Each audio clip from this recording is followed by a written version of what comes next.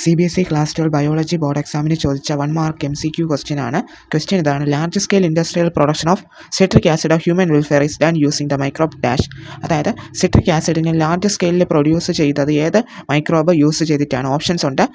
Option A streptococcus species, option B aspergillus species, option C Clostridium species, option D trichoderma species. അപ്പോൾ ഇതിലേതായിരിക്കും correct answer ആയിട്ട് വരുന്നത്?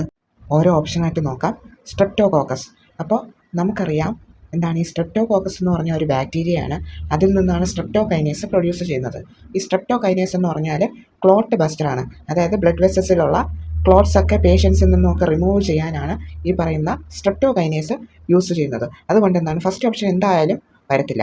ഇനി Clostridium, അതും ഒരു bacteria തന്നെയാണ്. ഏതിലുള്ള ബാക്ടീരിയയാണ്? ബ്യൂട്ടൈറിക് ആസിഡിലുള്ള ബാക്ടീരിയയാണ് ക്ലോസ്ട്രിഡിയം ബ്യൂട്ടൈലിക്കോ എന്ന് പറയുന്നത്. ആയതിനാൽ ആ മൂന്നാമത്തെ ഓപ്ഷനും എന്ത് ചെയ്യത്തില്ല, ആൻസറായിട്ട് വരത്തില്ല. ഇനി നാലാമത്തെ ഓപ്ഷനാണ് ട്രൈക്കോഡെർമ.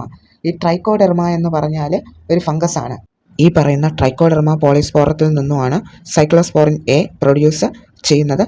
സൈക്ലോസ്പോറിൻ എ എന്ന് പറഞ്ഞാൽ ഇമ്മ്യൂണോ സപ്രസീവ് ഏജൻ്റ് ആണ്. ഈ ഓർഗൻ ട്രാൻസ്പ്ലാന്റേഷൻ പേഷ്യൻസിനൊക്കെ ഉപയോഗിക്കുന്നതാണ് ഇമ്മ്യൂണോ സപ്രസീവായിട്ട്. അപ്പോൾ ലാസ്റ്റ് ഓപ്ഷനും അല്ല അതിൻ്റെ ആൻസർ. ഇനി ആകെയുള്ള ഓപ്ഷൻ എന്ന് പറഞ്ഞാൽ സെക്കൻഡ് ഓപ്ഷനാണ് ആസ്പെർജില്ലസ്. അപ്പോൾ ആസ്പെർജില്ലസ് എന്ന് പറഞ്ഞാൽ അതൊരു ഫംഗസ് ആണ്. ആസ്പെർജില്ലസ് നിഗർ എന്നാണ് ഫംഗസിൻ്റെ ഫുൾ നെയിം. അപ്പോൾ ഈ ഫംഗസ് ആണ് സിട്രിക് ആസിഡിൽ കാണപ്പെടുന്നത്. അപ്പോൾ സിട്രിക് ആസിഡിനെ പ്രൊഡ്യൂസ് ചെയ്യാൻ വേണ്ടി ഉപയോഗിക്കുന്ന ഏത് മൈക്രോബാണ്? ഈ പറയുന്ന സെക്കൻഡ് ഓപ്ഷനാണ് ആസ്പെർജില്ലസ് സ്പീഷീസ് ആണ് കറക്റ്റ് ആൻസർ. ഇനി സിട്രിക് ആസിഡിൽ കാണപ്പെടുന്ന മൈക്രോബ് ഏതാണെന്ന് ചോദിച്ചാൽ ആസ്പെർജില്ലസ് നിഗർ എന്നാണ് പറയേണ്ടത്. അത് ഫംഗസ് ആണ്. മിൽക്കിൽ കാണപ്പെടുന്നത് ബാക്ടീരിയയാണ്. ബാക്ടീരിയയുടെ പേര് ലാക്റ്റിക് ആസിഡ് ബാക്ടീരിയ, LAB അല്ലെങ്കിൽ ലാക്ടോബാസിലസ് എന്നും പറയാം. അസറ്റിക് ആസിഡിൽ കാണപ്പെടുന്നത് അസറ്റോബാക്ടർ അസറ്റൈ, അതൊരു ബാക്ടീരിയയാണ്. ബ്യൂട്ടൈറിക് ആസിഡിൽ കാണപ്പെടുന്നതും ബാക്ടീരിയയാണ്.